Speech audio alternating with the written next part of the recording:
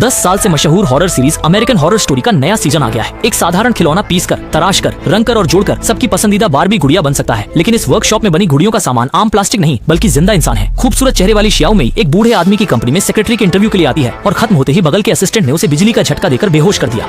जब शियाओ मेई फिर से जागी तो उसने खुद को एक खिलौना घर में पाया। चारों ओर तरह तरह के खिलौने के पुतले थे। सामने वाले बूढ़े ने उसे बताया कि इन दिनों उसे इन पुतलों के साथ सौंदर्य प्रतियोगिता करनी होगी। शियाओ मेई डरकर भागने लगी, पर दरवाजे पर दरांती लिए एक बड़े आदमी ने उसे रोक लिया। वह खिड़की पर जाकर जोर से मदद के लिए चिल्लाई, पर बाहर के राहगीरों ने उस पर ध्यान नहीं दिया। अचानक पास के नकली दिखने वाले पुतले जीवित हो उठे। वे सब दूसरे लोग थे जो प्रतियोगिता में भाग ले रहे थे। मोटी बहन ने शियाओ मेई को बताया कि बूढ़ा आदमी ऐसा इसलिए करता है क्योंकि उसकी पत्नी ने उसे धोखा दिया था। इस चिंता में उसने अपनी पत्नी को इलेक्ट्रिक रॉड से बेहोश कर मौत के गहरे कुएं में फेंक दिया। उसकी बात खत्म होते ही कमरे की घंटी बजी। मोटी बहन तुरंत शियाओ मेई को लेकर गुड़िया के कपड़े पहनने लगी और उसे चेतावनी दी कि अगर कोई तुमसे बात न करे तो हिलना मत। जल्द ही बूढ़ा आदमी अपने बेटे ओटिस के साथ अंदर आया। शियाओ मेई को नई गुड़िया के रूप में देखकर छोटा बेटा बहुत उत्साहित हुआ, लेकिन पिताजी के जाते ही ओटिस ने घृणा से कहा कि कल वह उसे निकाल देगा। तभी शियाओ मेई ने जादू से खिलौना कार खुद चलाई। ओटिस ने बैटरी जांची पर वह लगी ही नहीं थी। उसकी जिज्ञासा ने उसे शियाओ मेई में रुचि जगाई, लेकिन रात में असली परीक्षा अभी शुरू हुई थी।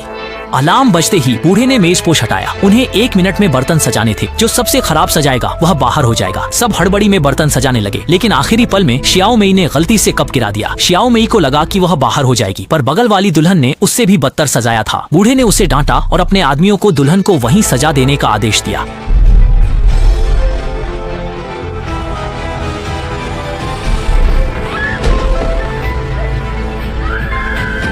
इस दृश्य से सब सहम गए थे, सिवाय काली नौकरानी के, जिसे कोई परवाह नहीं थी क्योंकि उसका एक प्रतिद्वंद्वी कम हो गया था। जल्द ही इत्र बनाने और कपड़े इस्त्री करने के दूसरे दौर का परीक्षण आया। बूढ़े के एक आदेश पर महिलाओं ने तुरंत मसाले और कपड़े तैयार करना शुरू कर दिया। बूढ़े ने उन्हें प्रतियोगिता के नियमों और सावधानियों के बारे में बताया, लेकिन छोटी मेई ने गलती से शर्ट में एक जला हुआ छेद कर दिया। उसे दंडित करने के लिए बूढ़े ने सीधे इस्त्री उसके हाथ पर रख दी,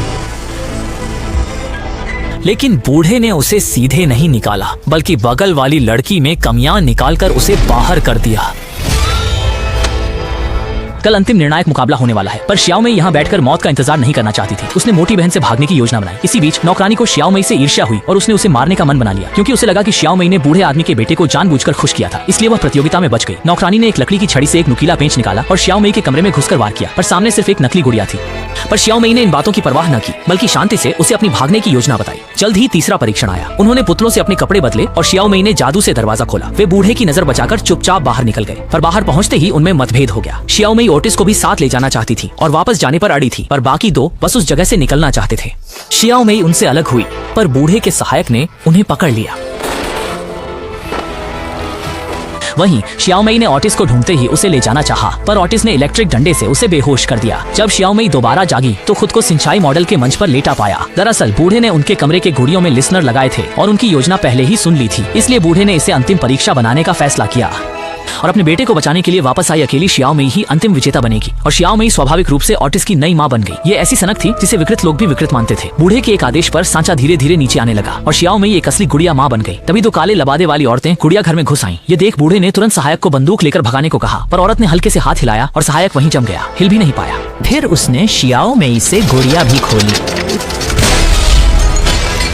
पता चला कि ये दोनों औरतें चुड़ैलें थीं और शियाओ मेई भी उनके परिवार की सदस्य थी। उसे ओटिस के लिए मानसिक प्रदर्शन करने पर पाया गया था, पर शियाओ मेई ने ओटिस की पिछली गलतियों को नजरअंदाज कर उसे सीधे उस विकृत घर से दूर ले गई।